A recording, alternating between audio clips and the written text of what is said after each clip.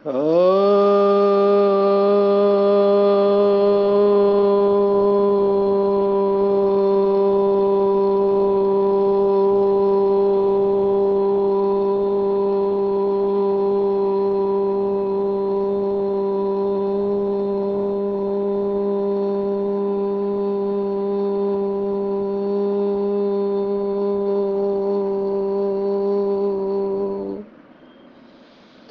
शांति। आज 24 जून 2022 भारत में शुक्रवार है। Today is 24th June 2022 and it's Friday in Bharat.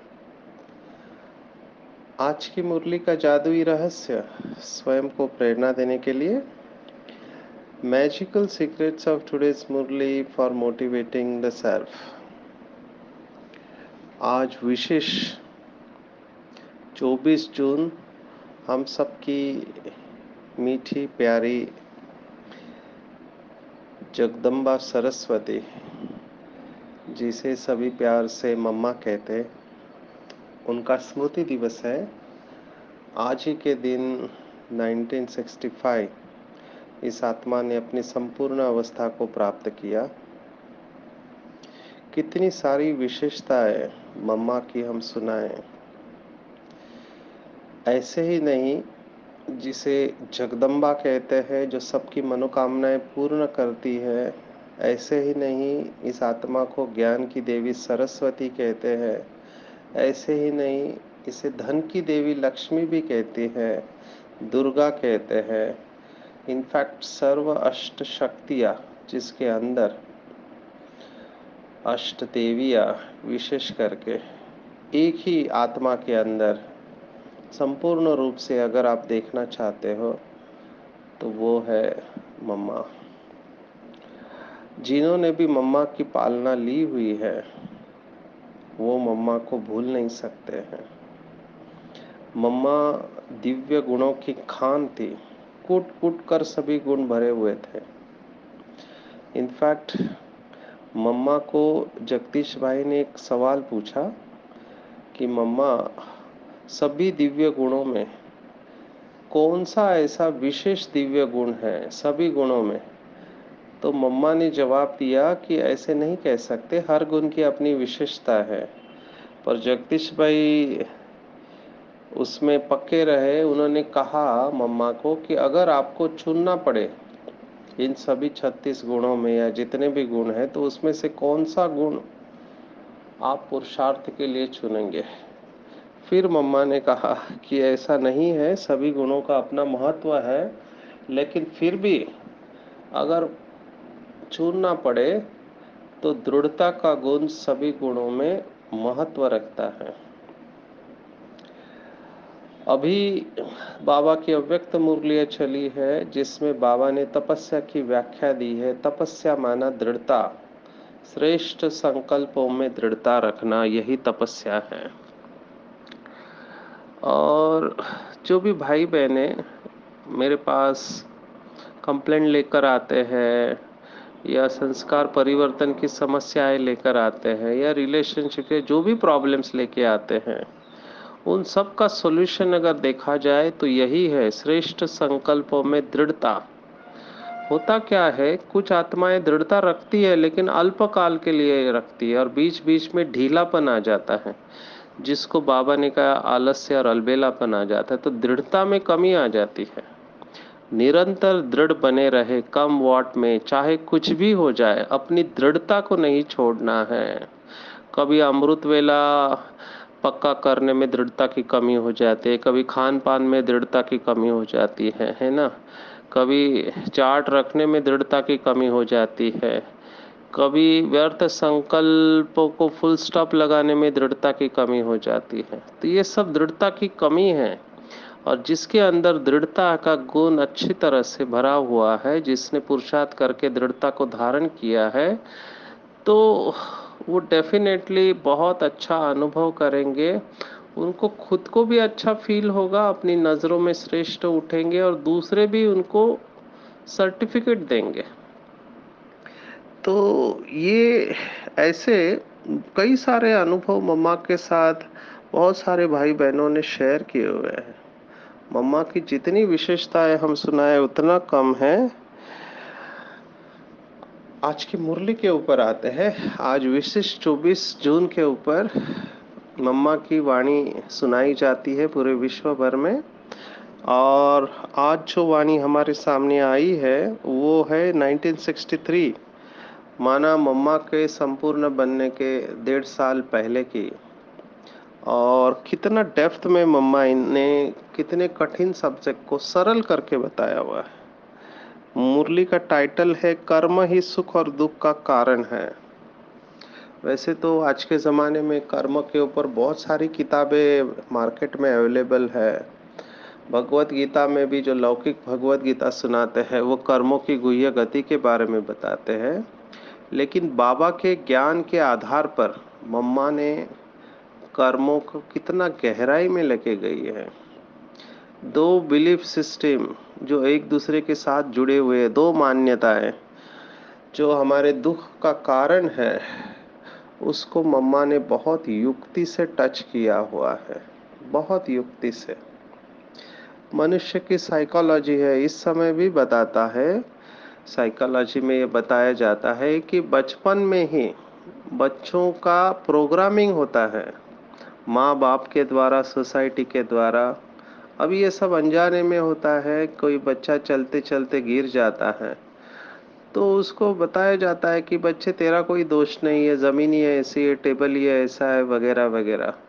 तो ये तो उसको सांत्वना देने के लिए बताया जाता है।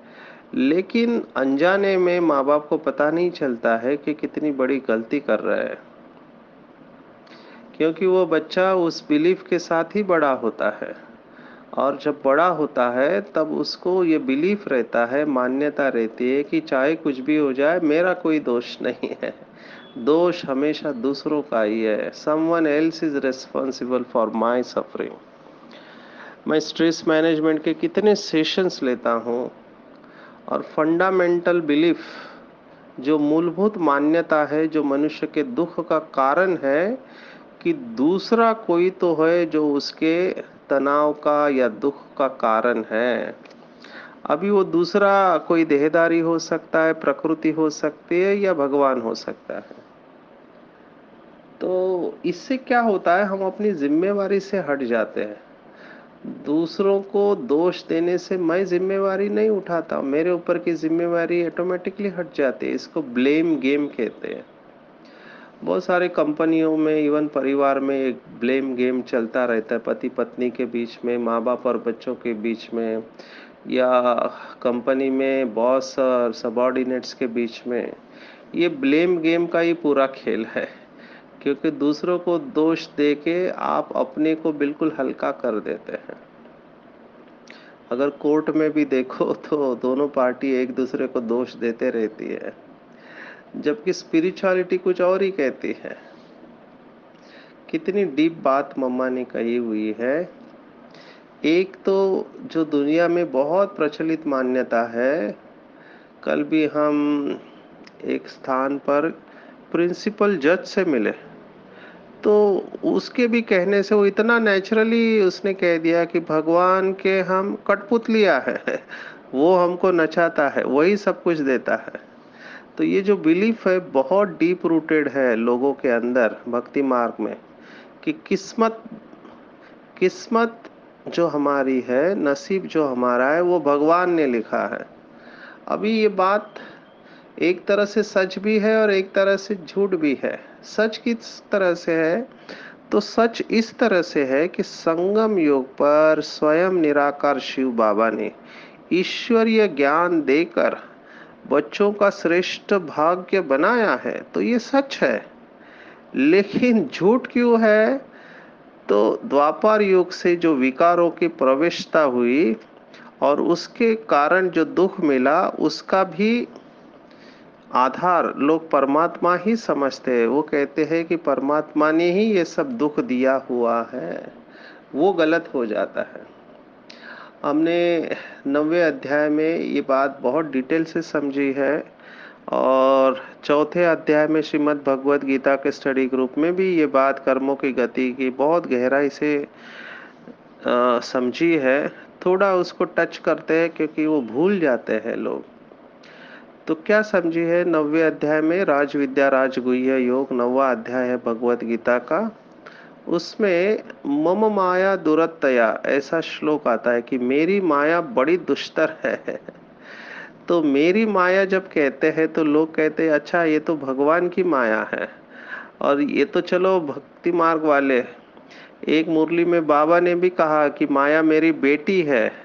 तो माया बेटी को मैं कहता हूँ जाओ इनको कान से पकड़ो, नाक से पकड़ो, तभी ये ठिकाने पर आ जाए। तो बाबा के कहने का भाव क्या होता है और बच्चे क्या भाव ले लेते हैं, यहाँ पर कंफ्यूजन क्रिएट होता है। यहाँ पर ही संगम युग पर हम बाबा के मुरली का जो अर्थ निकालते हैं वही अर्थ लेकर फिर हम द्वापर युग में उतरेंगे और वही कंफ्यूजन पैदा करेंगे। तो यहाँ पर जितना हमारे अंदर मुरली के ऊपर संभ्रम पैदा है, मुरली की क्लैरिटी नहीं है, तो वही अर्थ लेकर हम शरीर छोड़ेंगे और फिर वही अर्थ के साथ हम द्वापर में अपने बिलीफ सिस्टम, मान्यताओं के आधार पर शास्त्र भी लिखेंगे। तो अगर यहाँ पर बाबा के बच्चों ने इस तरह से समझ लिया, देखो बाबा ने ही मुरली में कहा माया मेरी बेटी है, और बाबा ही कहता है माया को जाओ इनके पास, इनको कान से पकड़ो, नाक से पकड़ो। अभी बाबा किस भाव से कह रहा है और हम समझ किस भाव से रहे हैं। माना उन्होंने समझ लिया कुछ बाबा के बच्चों ने कि बाबा कह रहा है, माना बाबा जरूर ऐसा करता है। बाबा को क्या पड़ी है कि माया को हमारे पास भेजे, ये तो कहने का तरीका होता है, लेकिन बाबा माया को नहीं भेजता है। माया तो हमारी ही रचना है ना। माया माया का डेफिनेशन भी समझना जरूरी है। जैसे आज की मुरली में मम्मा ने बहुत अच्छी तरह से समझाया है कि लोग समझते हैं धन संपत्ति माया है, कुछ लोग समझते हैं शरीर ही माया है ना। बाकी जो भी दिखाई देता है वो सब माया है। जैसे शंकराचार्य ने कहा है ना कि ये सब कुछ माया है। हमारे साथ एक डॉक्टर सेवा देते थे एक कंपनी में, वो उनका फेमस कोटेशन था, बार बार कहते ये सब कुछ माया है, माया के बीच में हम, चारों तरफ माया ही माया है। तो उनका कहने का भाव यही था कि धन संपत्ति माया है, शरीर माया है। अभी ये कैसे माया हो सकती है? ये तो सुख के आधार है ना। शरीर से ही पुरुषार्थ किया जाता है, धन संपत्ति से कितनी अच्छी सेवा हो सकती है, वो माया कहाँ से हुई? वो तो न्यूट्रल है, उसको चलाने वाले के ऊपर है ना। अभी धन संपत्ति से सेंटर बाबा के कितने खोले हैं, तो माया थोड़ी हुई। तो माया नहीं है, वो धन संपत्ति है, वो न्यूट्रल है, वो एनर्जी है। एनर्जी के यूज करने वाले के ऊपर होता है कि उसका आउटकम क्या है। जैसे अभी हम मेडिकल प्रोफेशन से है, अभी चाकू अच्छा है या बुरा है? तो गलत व्यक्ति के हाथ में चाकू बुरा है, लेकिन वही चाकू अगर सर्जन के हाथ में है तो वो किसी की जान बचा सकता है, लेकिन गलत व्यक्ति के हाथ में वही चाकू किसी का खून कर सकता है। तो चाकू बुरा है ऐसे थोड़ी कहेंगे, चाकू को इस्तेमाल करने वाला बुरा है ना। तो ऐसे ही ये धन संपत्ति, शरीर संबंधी, ये सब माया नहीं है। आप इनको किस तरह से इनका विनियोग करते हैं, है ना। आप इस एनर्जी को कैसे यूज करते हैं उसके ऊपर पूरा खेल है। क्योंकि यही रिश्ते, यही शरीर और यही धन संपत्ति हमको सतयुग में बहुत सुख देती है। लेकिन मम्मा ने जैसे आज की मुरली में कहा कि हमने इन साधनों में हमने माया को मिला दिया, इसीलिए वो दुख का कारण बने हैं। तो मिलावट करने वाले हम हैं, वो भगवान क्यों मिलावट करेगा? भगवान ने तो हमको अच्छा दिया था, लेकिन हमने ही ड्रामा प्लान अनुसार हमारी एनर्जी खत्म हो गई, तो हमारे अंदर ये निगेटिविटी आ गई, और इसके द्वारा हमने इसी सुख के साधनों को दुख का कारण बना दिया है। तो जिम्मेवारी उठाओ। पूरा मम्मा के कहने का फ्लो यही था कि जब तक हम ये नहीं समझते कि मैं ही इन सभी दुखों का कारण हूँ, तब तक कुछ नहीं हो सकता। हम स्ट्रेस मैनेजमेंट में भी यही बताते हैं, जब तक हम समझते हैं कि दूसरा कोई मेरे दुख का कारण है, मेरे पति, मेरी पत्नी, मेरे बच्चे, मेरे पड़ोसी, मेरे ऑफिस वाले, या ये सब ठीक है, तो फिर भगवान, जब तक हम ये समझते कि दूसरा मेरे दुख का कारण है, तब तक हम कुछ भी नहीं कर सकते, क्योंकि हमारा रिमोट कंट्रोल दूसरे के हाथ में चला गया। तो बहुत गहराई से इसको समझना चाहिए और पूरी जिम्मेवारी उठानी चाहिए। मैं तो इसमें एफर्मेशंस देता हूँ, मेरे पास पेशेंट्स आते हैं, उनको जिनके अंदर बहुत डीप रूटेड ये फीलिंग होती है, कई लोगों के अंदर होते हैं, मेरे माँ बाप की वजह से मैं ऐसा हुआ हूँ, या हमारे टीचर्स की वजह से, या और कोई व्यक्ति होता है, तो मैं उनको ये अभ्यास देता हूँ कि I create my thought, words and feelings, so I am responsible and I take full responsibility of my thought, words and emotions and actions. मैं अपने विचार, भावनाएं और कर्मों को जन्म देती हूँ, इसलिए मैं पूरी जिम्मेवारी उठाता हूँ कि मेरे विचार, बोल, भावना और कर्म, इसके लिए मैं खुद जिम्मेवार हूँ। And I choose to be positive, और मैं सकारात्मक रहने का चुनाव करता हूँ, ये मेरी जिम्मेवारी है ना। इसी को कहते हैं श्रेष्ठ संकल्पों में दृढ़ रहना। तो ऐसे हम अपने भाग्य को बदल सकते हैं। इसलिए दो बातें हैं, है ना, जो हमने अभी कुछ दिन पहले मुरली में देखी, तकदीर और तदबीर। अभी लोगों के अंदर ये बहुत डीप रूटेड फीलिंग है, इवन कई बाबा के बच्चे भी ये बात कहते हैं कि ड्रामा में होगा तो हो जाएगा, ड्रामा में मेरे होगा ऊंच पद का पाठ, तो मैं अपने आप स्टेज पर आ जाऊंगा और मेरा ऊंच पाठ बन जाएगा। और ड्रामा में कई लोग अटके हुए हैं, दुनिया वाले नसीब नसीब या किस्मत कह के अटक जाते हैं, और यहाँ बाबा के बच्चे ड्रामा को पकड़कर अटक जाते हैं। तो बहुत बार समझाया, फिर से हम इसको समझने की कोशिश करेंगे। तीन शब्द है, बनी, बनाई और बन रही है। तो ये ड्रामा बना हुआ है, लेकिन कैसे बनाया, इसको बनाया गया है ना। बना कैसे, बनाने से बना ना, तो बनाई है और फिर से बन रहा है। तो ये तीन शब्दों में हमको फोकस किसको देना है, किसके ऊपर हमको ध्यान देना है, वो है बनाया गया। इट वॉज क्रिएटेड, है ना, क्रिएट किया गया है ना। तो जैसे आप सभी लोग अभी निरंतर ये मुरली सीक्रेट सुनते हैं, आपके पास चॉइस है, बहुत सारे ऑप्शंस है, बहुत सारा यूट्यूब पे आजकल मटेरियल आता है, तो सुनना नहीं सुनना ये आपकी चॉइस है ना। तो ये चॉइस को चूज कौन करता है, ये हम सब करते हैं।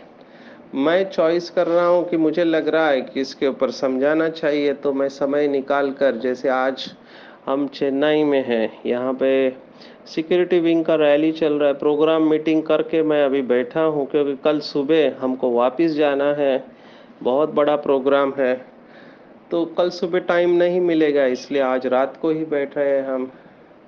तो ये मेरी चॉइस हुई ना, मैंने ये चूज किया।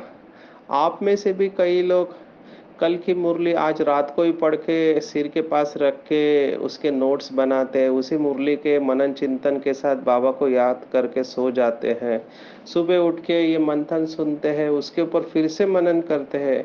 ये आप चॉइस है ना, ये आप चूज कर रहे हैं। होता क्या है, मोस्ट ऑफ द टाइम मनुष्य आत्मा जो जी रही है वो अनकॉन्शियसली जी रहे है, बेहोशी में जी रहे हैं, और फिर रोते हैं, कंप्लेंट करते रहते हैं कि मेरे साथ ऐसा क्यों हुआ। और यहीं पर मम्मा हमारा अटेंशन खिंचवा रही है कि बेहोशी में नहीं जियो, अनकॉन्शियस रहेंगे, बेहोश रहेंगे, तो फिर पता नहीं चलेगा कि हमारे साथ ऐसा क्यों हो रहा है।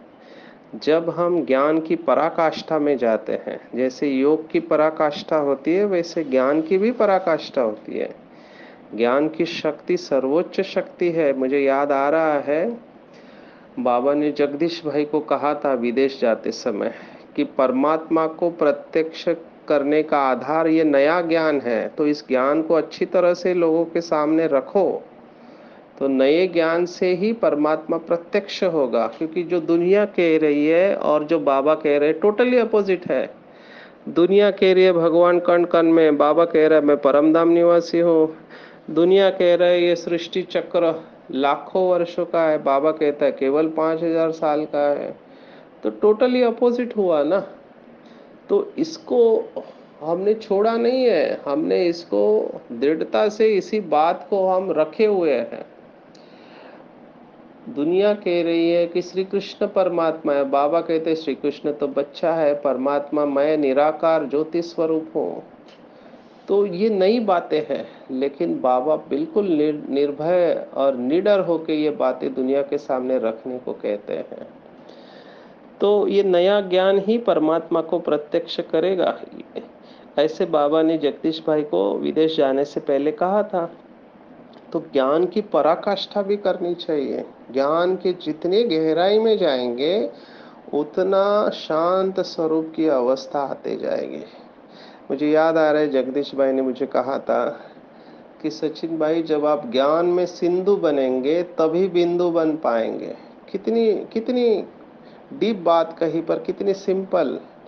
जितना हम ज्ञान स्वरूप बनते जाते हैं उतना फुल स्टॉप जल्दी लगता है, उतना हमको वैराग्य जल्दी आता है, उतना समेटना इजी होता है, उतना हमारी मन और बुद्धि शिव बाबा में स्थित होने लगती है। तो मम्मा ये साक्षात एम्बॉडीमेंट ऑफ नॉलेज थी।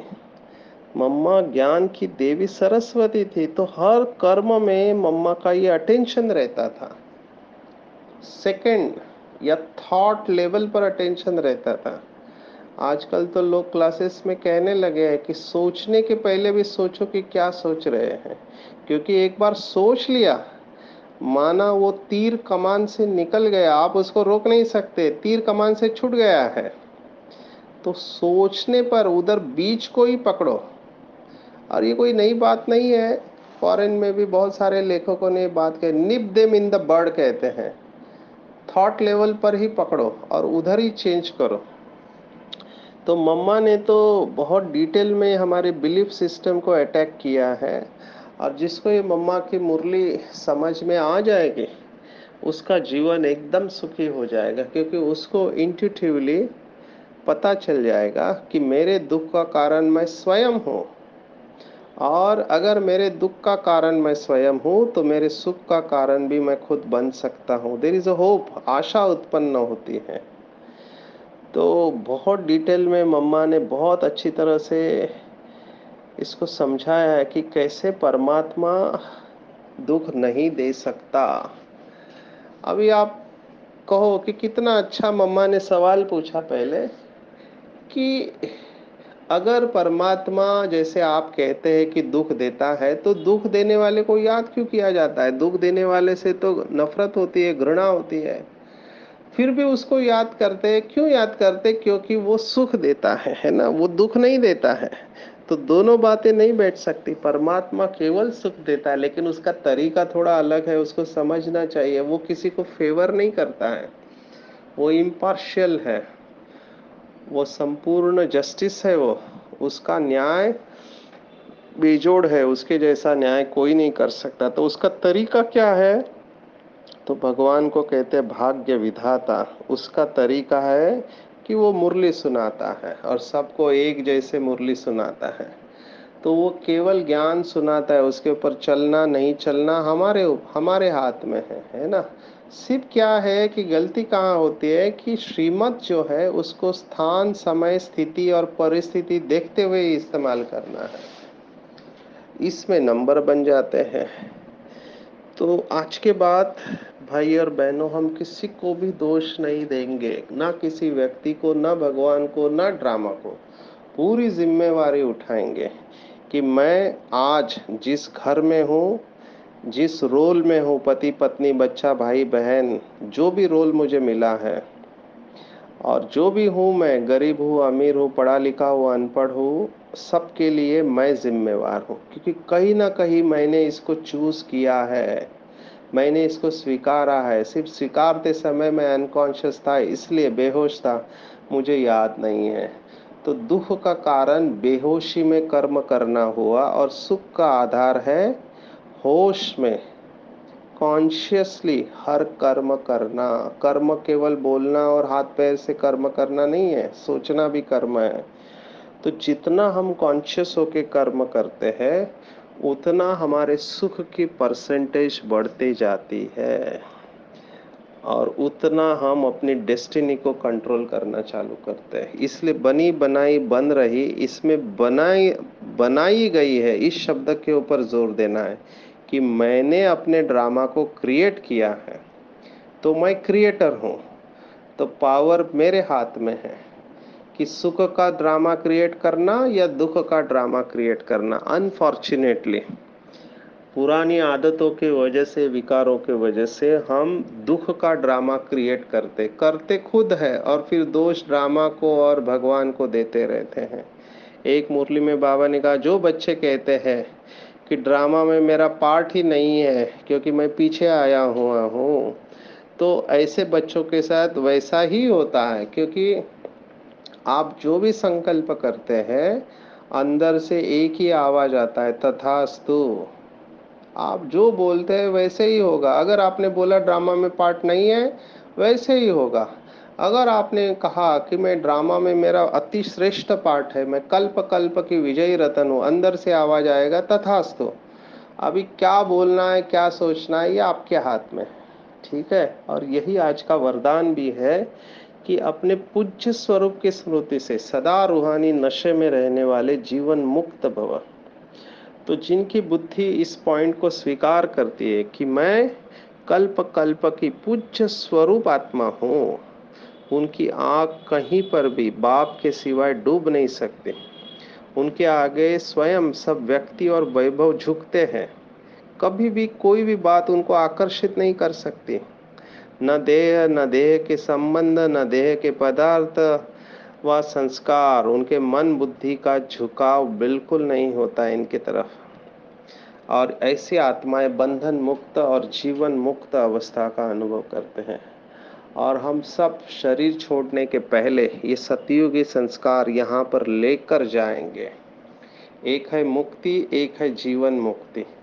पहले मुक्ति और फिर जीवन मुक्ति, ये संस्कार हमको शरीर छोड़ने से पहले यहाँ पर अनुभव करके जाना है। क्योंकि जो संस्कार के साथ हम जाएंगे, उसी संस्कार के साथ हम नीचे इस धरती पर आने वाले हैं। तो चेक करो, क्या मैंने अपने सभी बंधनों को योग और ज्ञान के बल से काट दिया है? क्या मैं मुक्त अवस्था का अनुभव करती हूँ? और मुक्त के बाद क्या मैं जीवन मुक्त अवस्था का अनुभव करती हूँ? तो ये दोनों अवस्था शरीर छोड़ने से पहले हमको यहाँ पर अनुभव करना है, और फिर वो संस्कार लेकर हम सतयुग में आएंगे। जितना जितना हम जीवन मुक्त और मुक्ति का अनुभव करेंगे, उतना उतना हम उस संस्कार लेके आएंगे। और इसके लिए हमको जमा का खाता बढ़ाना पड़ेगा, क्योंकि सबसे सरल पुरुषार्थ है दुआएं लेना और दुआएं देना। बाबा ने इसके ऊपर मुरली चलाई है। बाबा ने मुरली में कहा कि चलो, कई बच्चे कहते हैं कि ज्ञान हमको समझ में नहीं आता, योग भी हमारा लगता नहीं है, हम तो बिल्कुल सादे हैं, हमको समझ में नहीं आता है ज्ञान की गुह्य बातें। बाबा ने कहा कोई बात नहीं, केवल एक बात करो, और वो है दुआएं दो और दुआएं लो। चाहे कुछ भी हो जाए, कैसे भी परिस्थिति हो, केवल दुआएं देना है और दुआएं लेना है।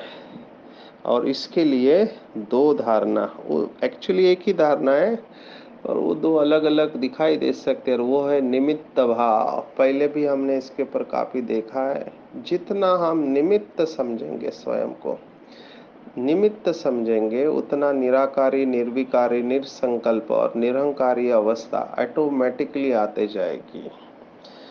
तो माया का बीज को ही हम खत्म कर देते जब हम निमित्त समझते, क्योंकि माया का बीज है मैंपन और मेरापन, और निमित्त समझने से ये दोनों खत्म हो जाते। करण करावनहार बाबा है, बाबा मुझे चला रहा है, बाबा ने मुझे इस घर में रखा है, इस सेंटर पे रखा है, इस शहर में रखा है, इस प्रोफेशन में रखा है। मैं जो कुछ भी कर रही हूँ बाबा के श्रीमत के अनुसार कर रही हूँ और बाबा मुझे चला रहा है। ये भाव जितना बढ़ता जाएगा और जितने हम नम्र चित्त होते जाएंगे, उतना हम सबकी दुआएं लेंगे और दुआएं लेते हुए हम आगे बढ़ते जाएंगे। तो आज के बाद किसी को दोष नहीं देंगे, संपूर्ण जिम्मेवारी उठाएंगे।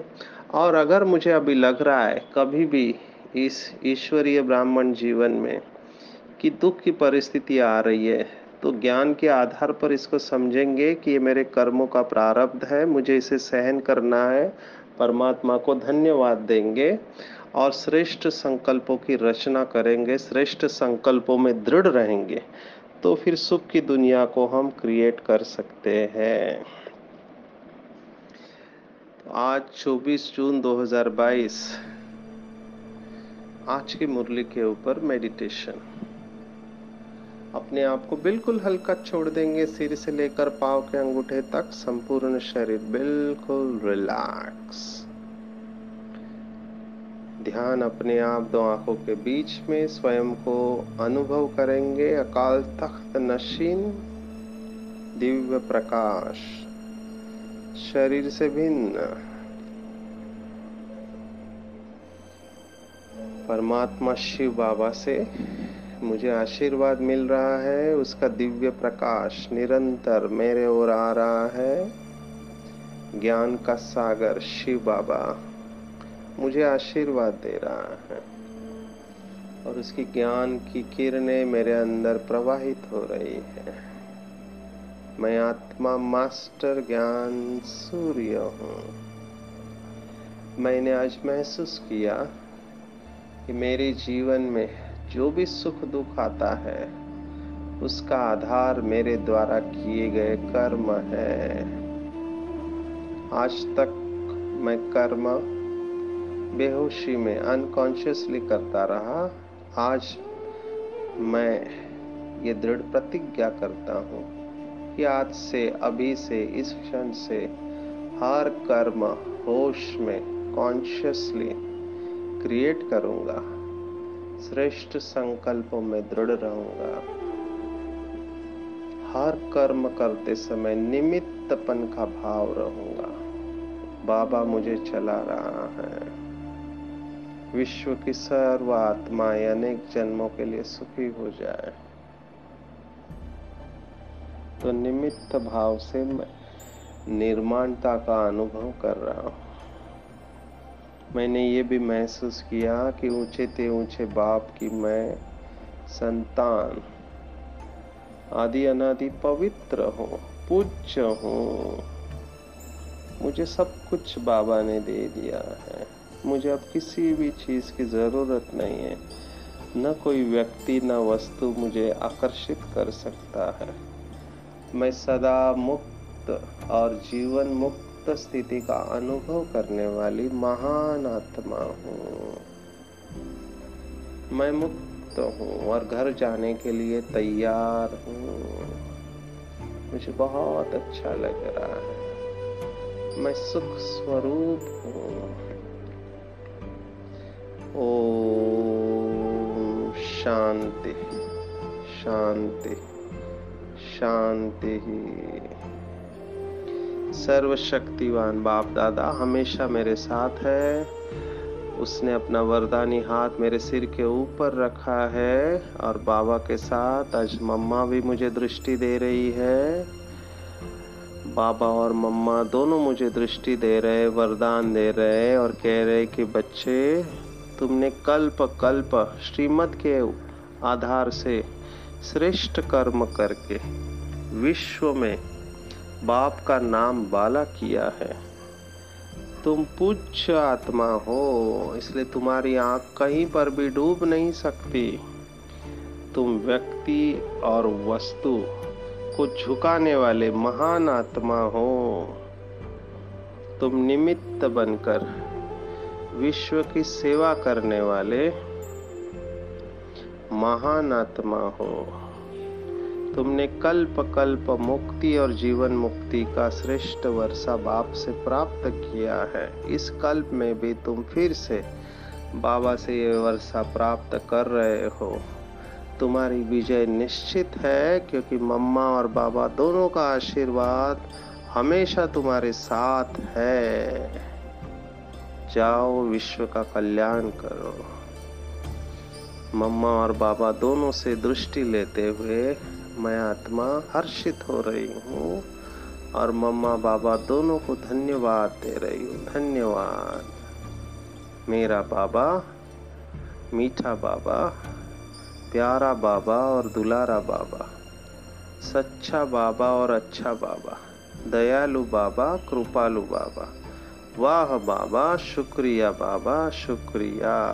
अच्छा, ओम शांति।